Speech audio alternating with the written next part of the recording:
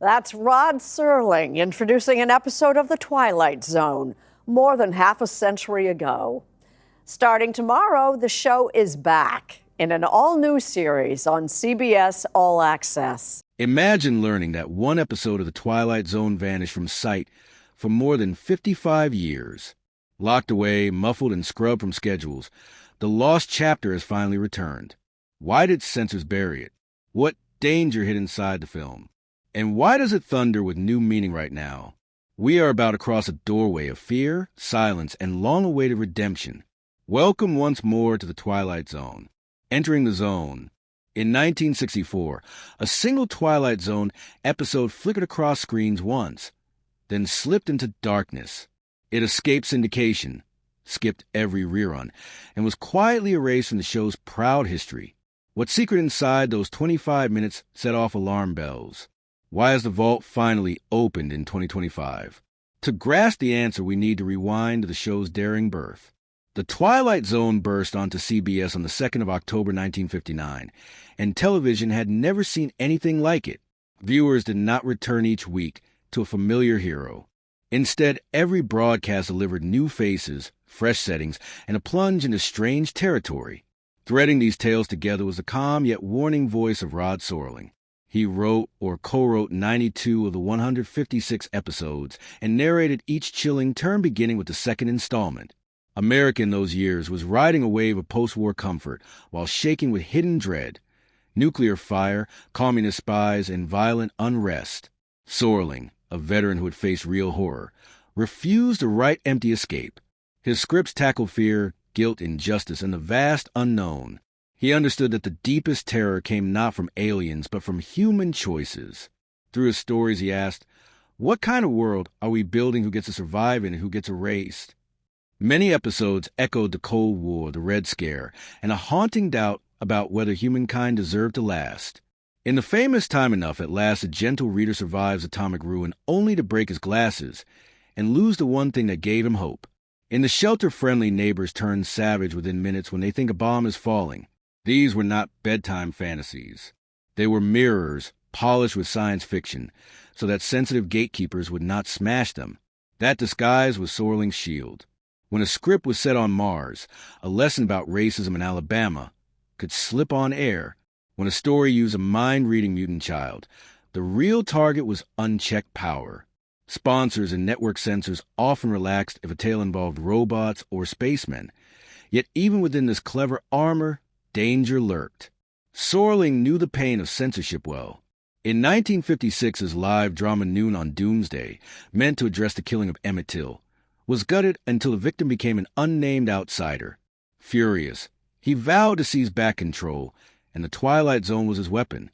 Still, CBS worried whenever his tone grew bolder. Ratings were solid but not explosive, and some advertisers fled mid-season. Then came the story that smashed the unseen barrier. The encounter aired only once in May 1964.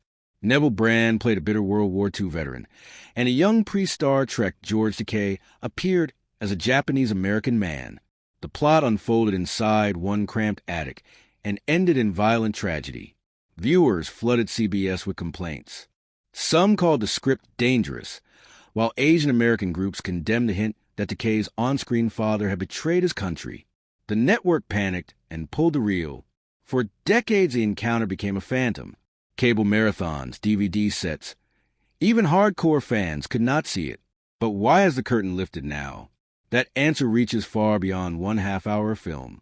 It touches history, memory, and the never-ending battle to face uncomfortable truth. The episode they tried to bury. For more than 50 years, the reel was not lost. It was hidden. Executives clipped it from reruns, home video lines leaped over it, and scholars whispered about its absence. Yet in 2016, to everyone's shock, the full uncut version aired on cable, and in 2025 it is rolling out worldwide. How could a series built on moral risk find a single entry too hot to handle? The encounter first played on the 1st of May 1964 during the 5th and final season. It was one of only 4 bottle shows in the zone, meaning the story stayed in one tight location with a tiny cast, trimming costs while boosting tension. Within that attic, however, a psychological vortex began to spin. Fenton, the veteran, rummages through old junk and finds a samurai sword he took from a fallen Japanese soldier. Arthur, later revealing his true name as Taro, arrives looking for work. At first the men trade small talk, but beneath every word lies unspoken pain. Fenton recalls killing enemy soldiers and bragging about trophies. Arthur stares at the sword and repeats lines with rising edge. Then he drops his bombshell. His father was a spy for Imperial Japan who helped plan Pearl Harbor. The air tightens like a rope. Fenton grows sure Arthur is seeking revenge, while Arthur claims the sword craves fresh blood. There is no supernatural beast, no alien, only two men trapped by history, guilt, and rage. Why did this provoke such fury? On the surface, the answer seems simple. In 1964, the United States had only begun to admit the injustice it inflicted on Japanese-American citizens during the war. More than 120,000 people of Japanese heritage, most holding U.S. citizenship, had been forced from their homes and locked in camps. To broadcast a story suggesting a Japanese-American family aided Pearl Harbor felt incendiary. But the loudest critics overlooked the deeper theme. The encounter was never a simple accusation. It was a study of complicity. Fenton is not shown as a pure hero. He is broken by shame, admits to killing an unarmed man, and clings to the stolen sword. Arthur's confession shakes with uncertainty. Is it truth or a desperate echo of years of prejudice? The episode dares viewers to feel both sides of that choking attic. CBS and its sponsors feared backlash and chose silence. For decades, the network guarded its image by erasing the problem.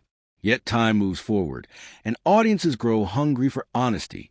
When the episode resurfaced, viewers finally saw a raw picture of wartime trauma, lingering suspicion, and a heavy cost of sweeping pain under the rug. The early 1960s television world lived under heavy corporate caution. Sponsors paid the bills, so comfort often outweighed art. Each script was a gamble for Sorling. How far could he push before the phones lit up? Inside studio walls, insiders whispered about the attic story. A few kept bootleg reels, passing them around like forbidden treasure. Fan clubs begged for a screening, but the official reply was silence. The film was misplaced. Sorling himself felt torn. He had fought hard to shoot the encounter, but once banned, he could not rescue it. Later interviews showed his frustration whenever he spoke about tales that cut too close. Through the 1970s, fans mapping reruns noticed a gap. Fanzines printed stills, rumor spread, and curiosity soared. One brave archivist kept the master negative safe, waiting for calmer days. Those days arrived in 2016.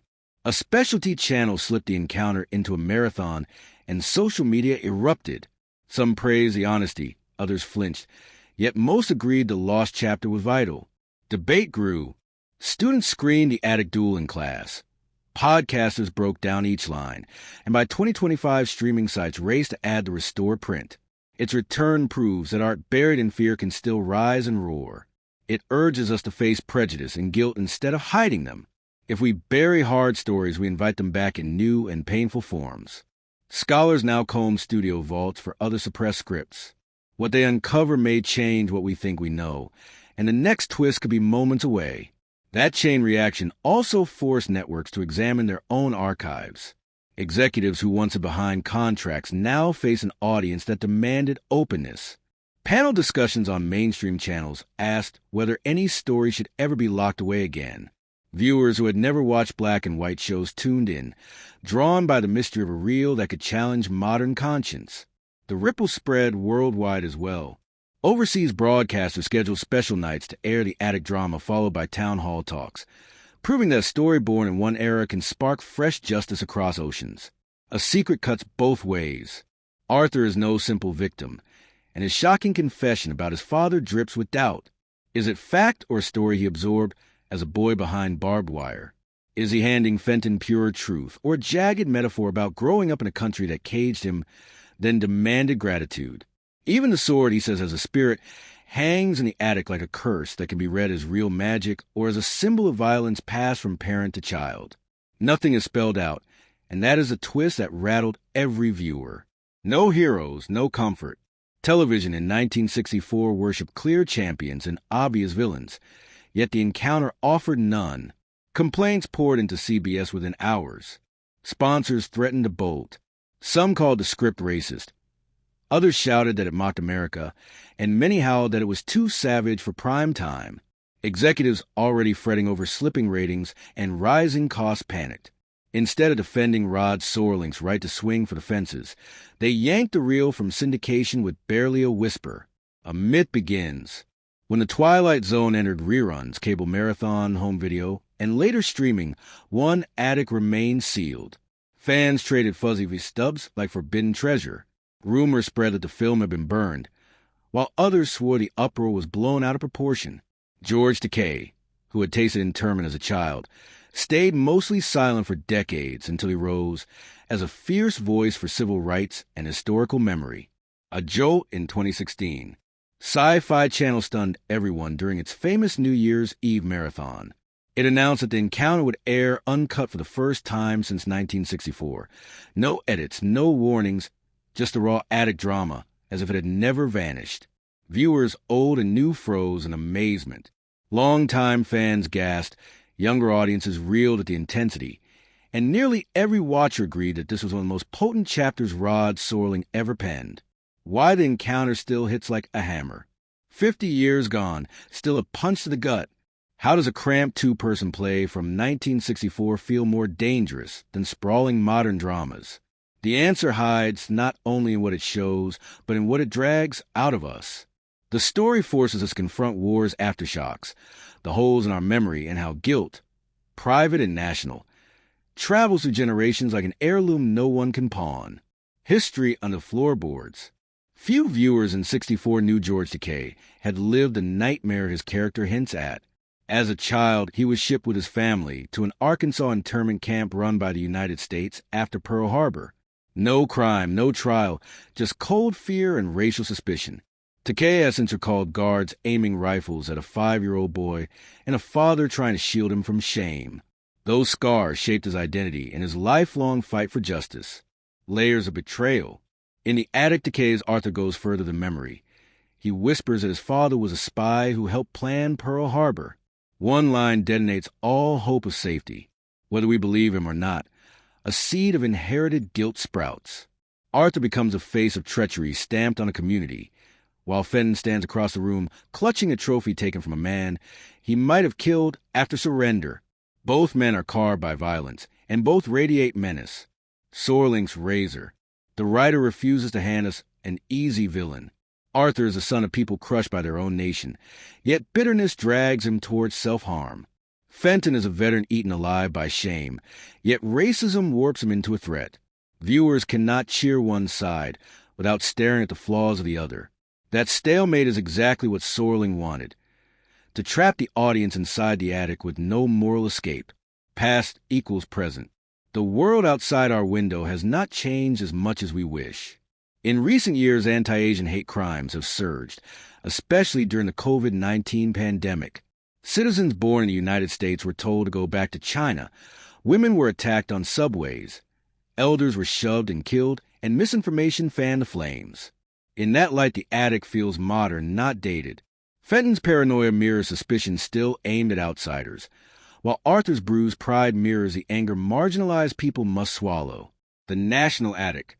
Picture a dusty room overstuffed with boxes marked unresolved. That is America's attic. Every time we ignore what is inside, the boxes bust open and spill their contents. The attic in the encounter captures that tension. A confined space where blame, grief, and revenge circle like moths around a bare bulb. A late apology that cannot erase pain. The United States did not formally apologize for Japanese-American internment until 1988, more than 40 years after families were locked away. Survivors received symbolic checks, but no document can erase stolen youth or broken trust. The encounter shows the emotional debt that lingers long after official paperwork is filed. The sword's final meaning. That gleaming blade is not just steel, it is inherited damage. It belongs to Fenton, to Arthur, and by extension to every viewer forced to admit that violence never stays buried. By the closing shot, the attic morphs into a purgatory where reckoning spins forever and no one walks out untouched. Our mirror right now, look around. People still battle over who may tell the story, who shapes guilt, who wears the victim's crown. Sorling saw this coming. Trauma ignores calendars. It lingers, shifts shape, infects families, and seeps into the next crisis unless dragged into daylight. Why the re-release matters. The Encounter's return is bigger than a lost episode reclaimed. It proves that art must be allowed to sting, to offend, to lay out complexity without smoothing the edges. When stories carry their full weight, they hand us a chance to face old wounds before they rot into new hatred. That is why the attic door had to creak open again, and why its echoes still rattle the rafters today. Censorship casts a chilling shadow that never quite fades. It dares us to stare at our darkest instincts and trace where they sprout. The long shadow of missing stories. What does it reveal about a television landmark when whole chapters vanish? Not in poor craft, but because they feel too thorny to air again. These episodes are not loaded with hateful slurs, nor dripping with tabloid scandal, yet they proved maddeningly tough to digest. If The Encounter is the most legendary buried relic of the Twilight Zone, it is certainly not alone. Across the years, more than one tale was plucked from reruns, withheld from home releases, or swept aside in quiet forgetfulness. They were not failures. They simply hovered too close to truths America could not yet stomach. When the Twilight Zone slid into syndication through the 1960s and 70s, the mission was simple: keep the package smooth enough for endless replay. That goal sparked a trimming frenzy. Any title that spurred lawsuits, rattled sponsors, or unnerved local managers landed on the chopping block in a blink. 5 entries were sliced out of the first syndication bundle. The list included The Encounter miniature, a short drink from a certain fountain, sounds and silences, and an occurrence at Owl Creek Bridge. Each removal carried its own twist. Yet together they paint a moving target where boundaries of approved storytelling kept shifting, often for reasons that now feel arbitrary. The episode's disappearance proves how fragile creative ownership was in television's early days. Aired in December 1963, this dark fable follows a middle-aged husband who swallows an experimental youth serum to please his much younger wife. The potion works far too well, sending him back to childhood and trapping her in sudden motherhood. Legal threats soon crashed in, hinting that the idea mirrored an unproduced script from another writer. Fearful of plagiarism fight, CBS froze the episode for years. The plot centers on a former Navy signalman who adores thunderous racket until a mysterious reversal curses him with unbearable sound sensitivity. After broadcast, a real Navy veteran sued, claiming the story was lifted from his life and smeared his reputation. The network, already skittish, yanked a half hour instantly. It crept back later on DVD with zero fanfare or apology. An occurrence at Owl Creek Bridge, a foreign short that full time. Different from the rest, this episode began as an award-winning French film adapted from Ambrose Bierce's Civil War tale. CBS purchased one-time rights and aired it in 1964 without narration or new footage, a daring choice that stunned audiences. The story tracks a Confederate supporter who escapes hanging in a dreamlike sprint, only for the twist to reveal his flight was an illusion in the final heartbeat before death. Because the contract allowed a single telecast, the film slipped from sight for many years, blocking it from becoming part of everyday pop culture memory. These removals were not only about contracts or lawsuits. They highlight the deeper battle over control. Who decides what stories survive and who slips into oblivion?